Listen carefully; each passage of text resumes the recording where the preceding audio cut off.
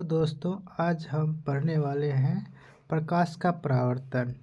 प्रकाश का परावर्तन कैसे होता है। ठीक, प्रकाश का परावर्तन प्रकाश के किसी वस्तु से टकराकर लौटने को प्रकाश का परावर्तन यानी रिफ्लेक्शन ऑफ लाइट कहते हैं। ठीक, अच्छी तरह से पॉलिश हुई चिकनी सतहों पर पड़ने वाले प्रकाश का अधिकांश भाग उनके द्वारा लौटा दिया जाता है, अर्थात परावर्तित हो जाता है। समतल दर्पण प्रकाश का एक अच्छा परावर्तक है। आइए हम समझते हैं। जैसे ये कोई समतल दर्पण है, ठीक, पीछे एक पॉलिश कर दिया जाता है। ठीक, अगर इस पे प्रकाश की लाइट पड़ता है, ये फिर रिफ्लेक्ट हो जाता है, मतलब परावर्तन हो जाता है। इसी को कहते हैं प्रकाश का परावर्तन। समझ में आया बच्चों? अब नेक्स्ट देखते हैं। फिगर में इसे बताया गया है। ठीक, जैसे कि ये हुआ परावर्तक सतह। ठीक, इससे प्रकाश की लाइट पड़ता है, जिस पे प्रकाश की लाइट पड़ता है उसको परावर्तक सतह कहते हैं। ठीक, इधर पॉलिश किया हुआ है। ठीक, जैसे ये चांदी की कोई पतली परत इधर लगा दिया गया है लाल पेंट के सुरक्षात्मक परत के लिए। इधर से कोई प्रकाश की लाइट आता है और रिफ्लेक्ट हो जाता है। ठीक, इसी को कहते हैं प्रकाश का परावर्तन। ये समतल दर्पण में होता है।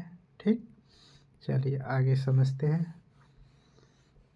इसी को यहाँ पे लिखा गया है। ठीक, समतल दर्पण मतलब प्लेन मिरर चिकने कांच की समतल प्लेट से बना होता है। ठीक, समतल कांच की प्लेट की सतह को रजदित यानी सिल्वर कर दिया जाता है। जैसे कि समतल दर्पण है, इधर से रजदित कर देते हैं। ठीक, और इधर से प्रकाश आता है, इसी को कहते हैं परावर्तक सतह। ठीक, रजदित कर दिया जाता है और एक पतली परत जमा है। ठीक, रजदित करने के बाद उस चांदी की पतली परत या किसी अन्य गहरे रंग की पेंट चढ़ा दी जाती है। ठीक, पेंट चढ़ाने से चांदी की परत खरोंच में सुरक्षित रहती है। ठीक, प्रकाश की किरणें का पथ दर्शाने वाले चित्रों को रे डायग्राम कहा जाता है। अब समझते हैं इसको क्या कहते हैं। जैसे कि ये प्रकाश की किरण है। ठीक, इस किरण को क्या कहते हैं? रे डायग्राम। इसको क्या कहते हैं? रे डायग्राम। ठीक, अब हम समझते हैं प्रकाश के नियम क्या होते हैं। ठीक, प्रकाश के नियम क्या होते हैं? प्रकाश की किरण किसी सतह पर पड़कर जिनके नियम का पालन करते हुए उस सतह से परावर्तित होती है, उस नियम को परावर्तन के नियम कहते हैं। इंग्लिश में लॉ ऑफ रिफ्लेक्शन कहते हैं।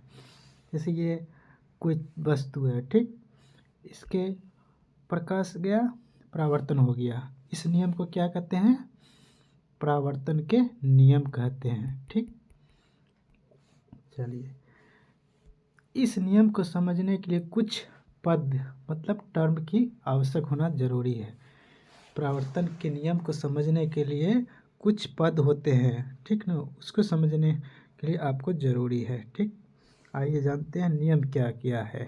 ठीक, जैसे कि एक दर्पण है, समतल दर्पण है, ठीक ना, और इस पे एक लाइट पड़ता है। ठीक, तो इस लाइट जो पड़ रहा है इसको कहते हैं आपतित किरण। ठीक, फिर इस समतल दर्पण पेपर के मूव हो जाता है, रिफ्लेक्ट हो जाता है, इसको परावर्तित किरण कहते हैं। ठीक, और इसमें कुछ न कुछ कोण बनता है, ये नॉर्मल कहते हैं इसको, जिसको एन से सूचित किया जाता है। इस कोण को कहते हैं आपतन कोण, इसको कहते हैं परावर्तन कोण। ये समतल दर्पण हुआ। ठीक, जिस बिंदु पे ये रे गिरती है इसको कहते हैं आपतन बिंदु।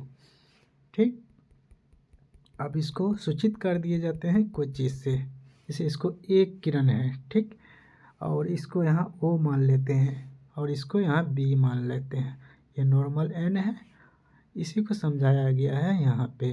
ठीक, ये नेक्स्ट समझते हैं। आपतित किरण किसको कहते हैं? किसी सतह पर पड़ने वाली किरण आपतित किरण इंग्लिश में इंसिडेंट रे कहते हैं। अभी बताए थे ऊपर आगे में, जैसे कि ये है, इस पे पड़ता है रे, तो इसको क्या कहते हैं? इंसिडेंट रे इंग्लिश में। इसी को आपतित किरण कहते हैं। ठीक, जो फिगर में आप बस समझाया गया है। ठीक, आइए, आपतन बिंदु किसको कहते हैं? ये समतल दर्पण है, ये समतल दर्पण हुआ। जिस बिंदु पे लाइट गिरता है, ठीक न, इसको आपतन बिंदु कहते हैं। इस एरिया को आपतन बिंदु कहते हैं।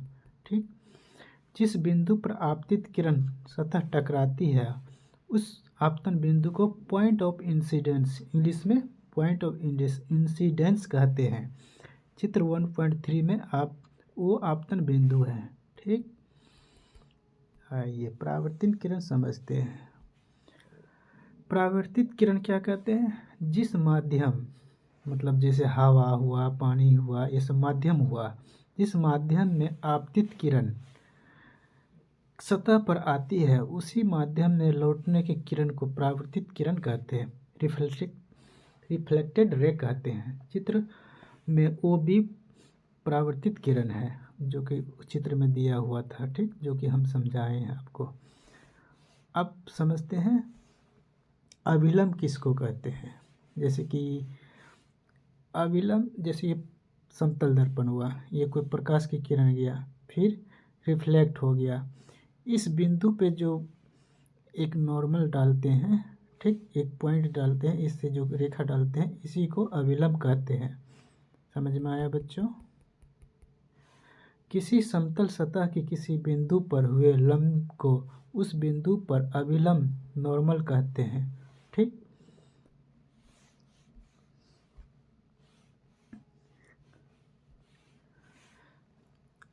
अभिलंब से जो कोण बनाती है उसे आपतन कोण कहते हैं। जैसे कि ये हो गया समतल दर्पण, इधर रजित कर दिए थे, ठीक, इधर से ये गया प्रकाश की किरण, इधर परावर्तन हुआ। ठीक, इधर हम लंब खींच दिए थे।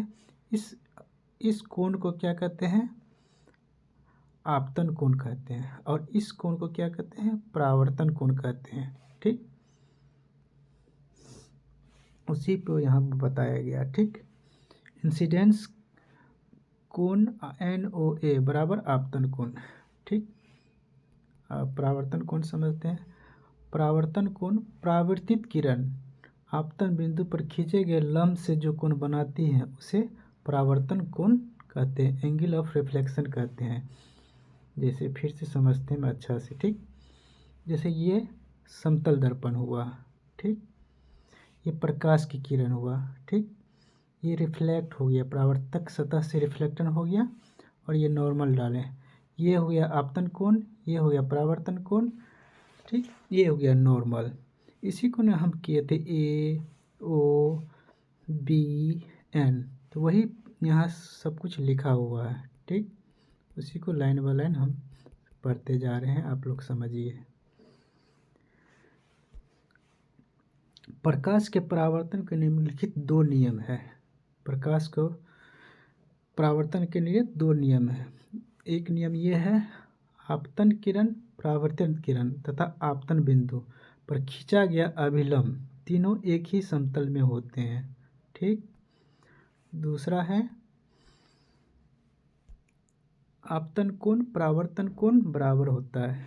अब आपतन कोण परावर्तन कोण कैसे बराबर होता है? जैसे ये समतल दर्पण है, ठीक, इस पर कोई प्रकाश की किरण आई, ठीक, रिफ्लेक्ट हो गया, आइए नॉर्मल डालें, ये कोण दोनों बराबर होता है, यानी आपतन बिंदु और परावर्तन बिंदु दोनों क्या होता है? बराबर होता है। अब समझते हैं समतल दर्पण पर लंबवत पड़ने वाली किरण का परावर्तन। कोई समतल दर्पण है, ठीक, इस पे लंबवत प्रकाश की किरण जाता है तो वापस लौट जाता है इसी एरिया में। ठीक, देखिए A और B दो कोई समतल दर्पण है, ठीक, इस पे प्रकाश की किरण जा रहा है, ठीक, उसी पथ पर वापस लौट आ रहा है, परावर्तन हो रहा है। तो इसको क्या कहते हैं? समतल दर्पण लंबवत पड़ने वाली किरण को परावर्तन। पर चित्र 1.4 में प्रकाश की एक किरण NP, इसको नॉर्म N और P मान लेते हैं, समतल दर्पण है, AB पर लंबवत आपतित हो रही है, अतः आपतन कोण I इसका कोई कोण बन रहा है? नहीं बन रहा, I 0 है। ठीक, अब समझते हैं आगे। चूंकि आपतन कोण I बराबर परावर्तन कोण, I बराबर R, मतलब इंसिडेंस ऑफ रे बराबर रिफ्लेक्टेड ऑफ रे, दोनों कोण बराबर है, अर्थात परावर्तन किरण अभिलंब PN से 0 डिग्री का कोण बनाती है, कोई कोण नहीं बनाती है। समतल दर्पण पर लंबवत पड़ने वाली प्रकाश की किरण परावर्तन के बाद उसी पथ पर वापस लौट जाती है। ठीक, अब आते हैं प्रतिबिंब के बारे में समझते हैं। ठीक, प्रतिबिंब किसको कहते हैं?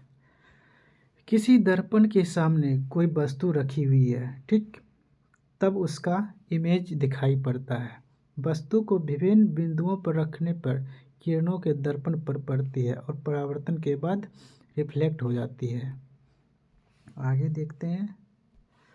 किसी बिंदु स्रोत से आती हुई प्रकाश की किरण दर्पण से परावर्तन के बाद जिस बिंदु पर मिलती है या उस बिंदु से आती हुई प्रतीत होती है, उस बिंदु स्रोत का प्रतिबिंब कहते हैं। इसका मतलब समझ में आया?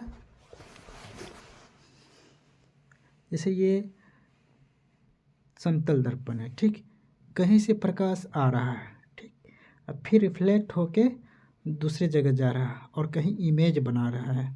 ठीक, वही बात यहाँ पे समझाया गया है। यानी किसी बिंदु स्रोत से आती हुई प्रकाश की किरणें दर्पण से परावर्तन के बाद जिस बिंदु पर मिलती है या जिस बिंदु से आती हुई प्रतीत होती है, उसे उस बिंदु स्रोत का प्रतिबिंब कहते हैं। समझे? आगे देखते हैं। अब प्रतिबिंब के प्रकार भी देखते हैं। प्रतिबिंब के 2 प्रकार हैं। एक वास्तविक प्रतिबिंब जो रियल इमेज बनाता है, एक आभासी प्रतिबिंब जो काल्पनिक होता है, यानी इंग्लिश में वर्चुअल कहते हैं उसको। ठीक, वास्तविक प्रतिबिंब क्या होता है? वास्तविक प्रतिबिंब किसको कहते हैं? किसी बिंदु स्रोत से आती हुई प्रकाश की किरणें दर्पण से परावर्तन के बाद जिस बिंदु पर वास्तव में मिलती है, उसे उस बिंदु स्रोत का वास्तविक प्रतिबिंब कहते हैं। समझ में आया बच्चों? अतः वास्तविक प्रतिबिंब पर्दे पर प्राप्त किया जा सकता है। वास्तविक प्रतिबिंब कोई पर्दा पे प्राप्त किया जा सकता है। ठीक, आभासी प्रतिबिंब किसको कहते हैं?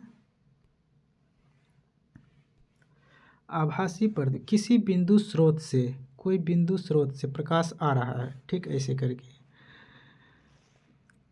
किरणें परावर्तन के बाद जिस बिंदु से आती हुई प्रतीत होती है, उसे उस बिंदु स्रोत का आभासी प्रतिबिंब कहते हैं। ठीक, देखिए, आभासी प्रतिबिंब वस्तु की अपेक्षा हमेशा सीधा होता है। आभासी प्रतिबिंब वस्तु की अपेक्षा सीधा होता है। आभासी प्रतिबिंब को सदा बिंदुओं से या टूटी रेखा से दिखाया जाता है। आभासी प्रतिबिंब को सदा बिंदु से या टूटी हुई रेखा से दिखाया जाता है। ठीक, अब समझते हैं।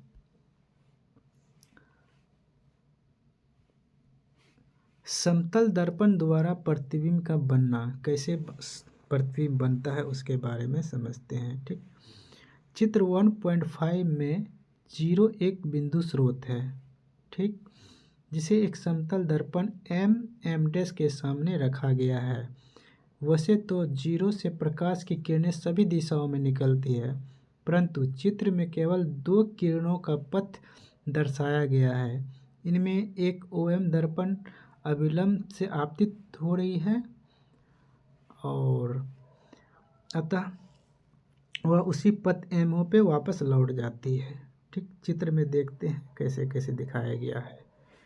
देखिए, M और M कोई समतल दर्पण है, ठीक, O से कोई किरण यहाँ पे आपतित हो रही है और फिर परावर्तन हो रहा है बी पे, ठीक। इस पे लम्ब डाला हुआ है जिसको एन से सूचित किया जाता है, और इधर जिससे प्रकाश की किरण आती है और एन और ओ के बीच में जो कोण बनाता है उसको आपतन कोण कहते हैं, इंग्लिश में इंसिडेंट रे कहते हैं। और परावर्तन हो रही किरणें और एन के साथ जो कोण बनाता है उसको रिफ्लेक्शन कोण कहते हैं, ठीक।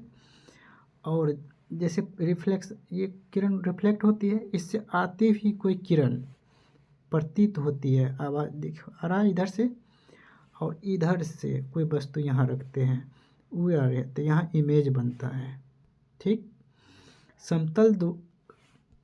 समतल दर्पण द्वारा बिंदु का स्रोत यहाँ दिखाया गया है, ठीक। दूसरी तिरछी किरणें OA दर्पण परावर्तित होकर AB दिशा में चली जाती है। हमारी आँख को लगता है कि दर्पण से परावर्तित होकर ये किरणें MO तथा AB दर्पण के पीछे किसी बिंदु I से आ रही है। यह बिंदु I बिंदु स्रोत O का आभासी प्रतिबिंब है। MO MI की दूरियां मापने पर हमें पता चलता है। दोस्तों आज की वीडियो यहीं तक, फिर नेक्स्ट स्लाइड में हम देखते हैं दूसरा chapter. Thank you very much.